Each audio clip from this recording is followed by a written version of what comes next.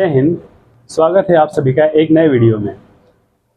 जैसा कि आपको पता है यूपी पुलिस की नई वैकेंसी बहुत जल्द ही आने वाली है, जिसका नोटिफिकेशन अक्टूबर के मिड में या फिर नवंबर के शुरुआती हफ्तों में देखने को मिल जाएगा।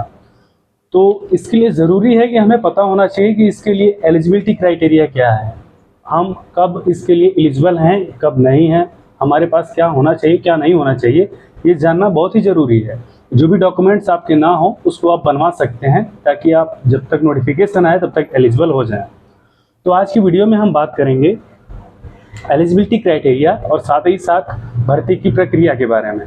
तो आइए शुरू करते हैं। आज पहले जान लेना चाहिए कि आप उसके लिए वास्तव में एलिजिबल हैं या नहीं। सबसे पहले बात करते हैं एजुकेशनल क्वालिफिकेशन के बारे में। एजुकेशनल क्वालिफिकेशन में देखें तो भारत की किसी भी बोर्ड से, या तो यूपी बोर्ड हो, सीबीएसई हो, आईसीएसई हो, और 12th पास आउट हो, भले वो किसी भी ईयर में हो, लेकिन आपको पास आउट होना अनिवार्य है। ऐसा ना हो कि आप अपीयरिंग हो, आने वाले ईयर में आप उसका एग्ज़ाम देने वाले हो तो आप एलिजिबल नहीं हैं, आप फॉर्म को नहीं डाल सकते हैं। इसके बाद दूसरे नंबर पे आता है एज। सबसे बड़ी बात होती है कि हमारी एज लिमिट क्या होगी, कितने से कितने एज तक के लोग फॉर्म को डाल सकते हैं। तो एज क्राइटेरिया को हम दो पार्ट्स में डिवाइड करते हैं, मेल्स एंड फीमेल्स। मेल्स की बात करें तो जनरल की एज लिमिट होती है 18 से 22 साल तक। ओबीसी को 5 ईयर्स का रिलैक्सेशन मिलता है, यानी कि 5 साल की छूट के बाद ओबीसी, एसटी और एससी बॉयज़ के लिए एज लिमिट होती है 27 साल तक। यानी कि अगर आप ओबीसी हैं, एससी हैं या फिर एसटी से बिलोंग करते हैं तो आप 18 से 27 के बीच में अगर आपकी एज है तो आप इस फॉर्म को फिलअप कर सकते हैं।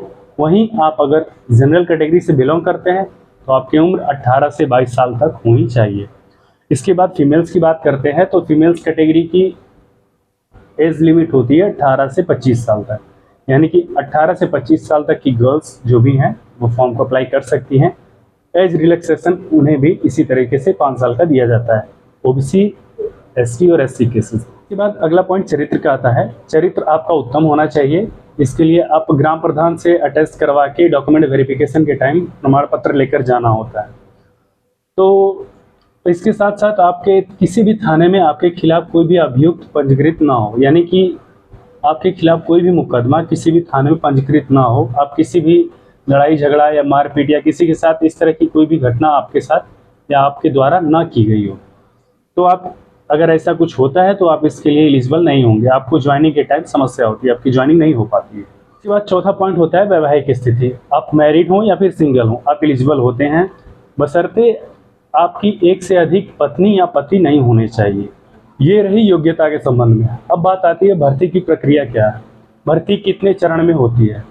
तो इसका उत्तर है भर्ती के कुल 5 चरण होते हैं। सबसे पहले आपका लिखित परीक्षा होती है, उसके बाद डीबीपीएसटी होता है, डॉक्यूमेंट वेरिफिकेशन और फिजिकल स्टैंडर्ड टेस्ट जिसे कहते हैं।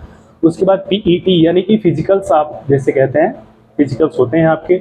उसके बाद मेडिकल्स और उसके बाद फाइनल मेरिट आती है। यानी कि ये कुल 5 चरण होते हैं जिसे आपको गुजरना होता है। सबसे पहले हम लिखित परीक्षा यानी कि रिटन एग्जाम्स की बात करें तो 300 नंबर का पेपर आपका होता है, 150 क्वेश्चन होते हैं, यानी कि हर एक क्वेश्चन पे आपको 2 नंबर मिलता है। और इसमें माइनस मार्किंग होती है जो कि 1/4 होती है, यानी कि आप अगर 4 क्वेश्चन गलत करते हैं और एक सही करते हैं तो आपका 0 हो जाएगा। इसलिए आपको माइनस मार्किंग का विशेष ध्यान देना है क्योंकि ये सिलेक्शन पर पूरी तरह से इफेक्ट करता है।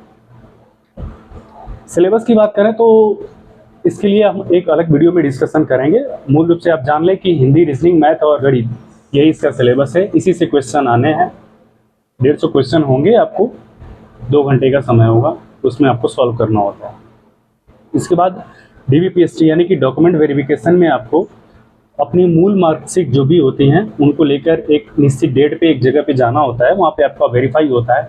अगर आपका वेरिफिकेशन में कोई समस्या आती है तो आपकी ज्वाइनिंग वहीं रोक दी जाती है, आप डिस्क्वालीफाई हो जाते हैं। डॉक्यूमेंट वेरिफिकेशन में 10th की मार्कशीट, 12th की मार्कशीट, चरित्र प्रमाण पत्र, प्रधान से निर्गत किया हुआ सर्टिफिकेट प्रमाण पत्र होता है जो, और इसके अलावा जाति, निवास और आईडी प्रूफ आपके पास और कुछ फ़ोटोज़ होते हैं वो लेके जाने होते हैं जहाँ पे आपका डॉक्यूमेंट वेरिफिकेशन की डेट होती है। उसी दिन आपका पीएसटी यानी कि फिजिकल स्टैंडर्ड टेस्ट भी होता है जिसमें आपका हाइट और चेस्ट का मेजरमेंट होता है।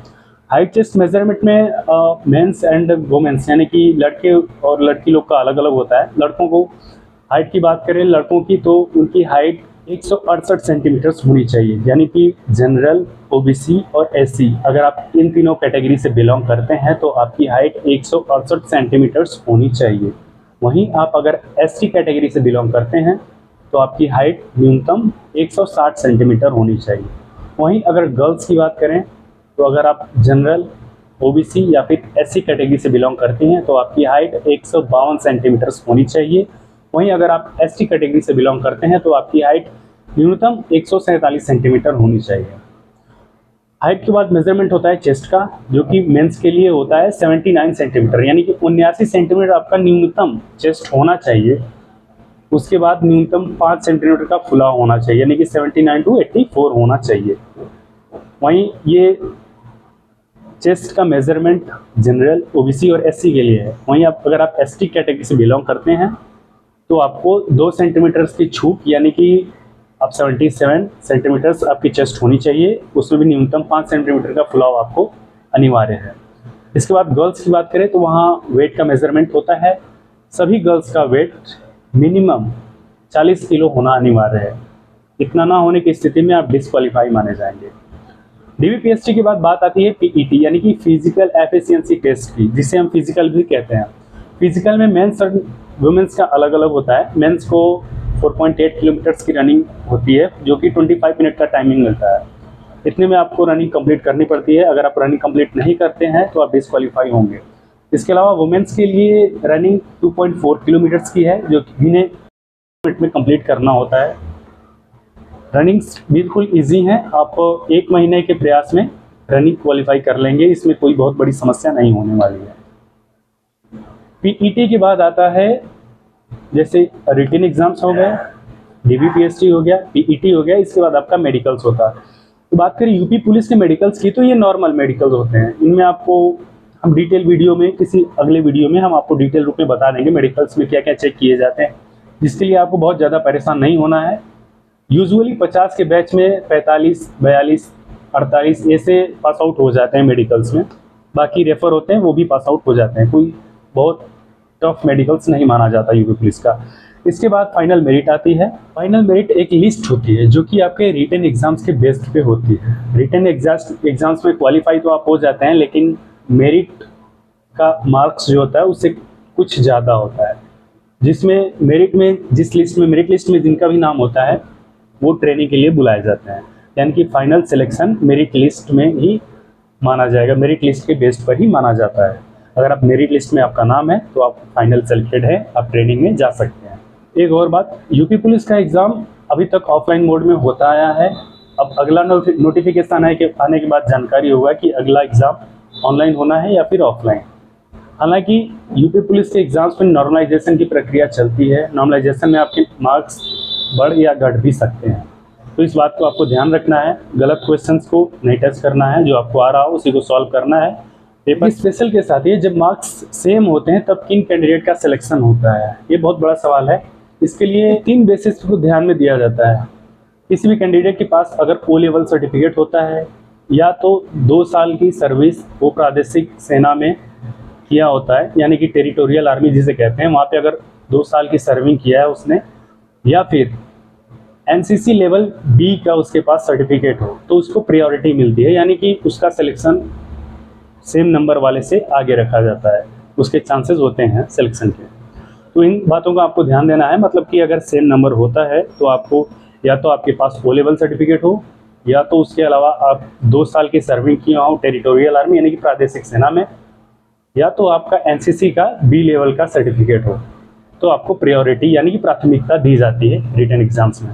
बात करते हैं एक्स सर्विसमैन की, तो एक्स सर्विसमैन में 3 साल की छूट मिलती है, और ये गिनती इस तरह से की जाती है। मान लीजिए कोई भी 20 साल की उम्र में आर्मी, नेवी, एयरफोर्स या किसी भी आर्म्ड फोर्सेस में भर्ती हो जाते हैं, और वो 17 साल के जॉब के बाद रिटायरमेंट लेते हैं, यानी कि जब तक उनकी एज 37 ईयर्स हो जाती है। तो रिटायरमेंट के बाद उनकी जो सर्विस का एज होती है, सर्विस की जो एज होती है उसको काउंट नहीं किया जाता है, यानी कि 20 के बाद की उनकी एज काउंट नहीं होगी, और वो जिस कैटेगरी से है उसी में उन्हें देखा जाता है। यानी कि अगर वो जनरल में है तो 18 से 22 देखा जाएगा, और उनको 3 इयर्स का छूट मिलता है, यानी कि 18 से 22 नहीं, 22 से 25, यानी कि 18 से 25 उनकी एज लिमिट होगी। अगर वो जनरल से बिलोंग कर रहे हैं तो उनकी एज उस टाइम रिटायरमेंट के टाइम 20 ही मानी जाएगी। उनकी एज वही मानी जाएगी जिस टाइम वो भर्ती होते हैं, उनकी एज वही मानी जाती है। इनको 3 ईयर्स का रिलैक्सेशन मिलता है। ऑनलाइन फॉर्म आपके फिलअप होना स्टार्ट हो सकते हैं इसी महीने के मिड में या फिर नवंबर स्टार्टिंग में, इसलिए आप तैयारी जोर शोर से करते रहें। आपको मेन फोकस रिटन एग्जाम्स पे ही करना है, क्योंकि आपका मेन सिलेक्शन जो है यहीं से होना है। फिजिकल्स के लिए आपको महीने 2 महीने का टाइम पर्याप्त होगा, उसमें आप अपना फिजिकल्स तैयारी कर सकते हैं। और इस तरह से फॉर्म फिलअप के लिए आपको 400 रुपये की फ़ीस कटती है, जो कि आपको नेक्स्ट कभी डिटेल्स में बताया जाएगा, उसके बारे में बात की जाएगी। फिलहाल आप अपने रिटन एग्जाम्स पे फोकस करिए और भर्ती जल्दी ही आने वाली है, ज़्यादा से ज़्यादा 1 महीने के अंदर आपके सामने होगी। आज की वीडियो में बस इतना ही। अगर आपको कोई चीज़ ना समझ में आ रही हो, कोई कंप्लेन हो या फिर किसी तरह की वीडियो आपकी डिमांड हो, तो आप कमेंट सेक्शन में उस बारे में बात कर सकते हैं। हमारी अगली वीडियो उसी टॉपिक पे होगी, या तो हो सकेगा तो हम कमेंट में आपका रिप्लाई कर देंगे।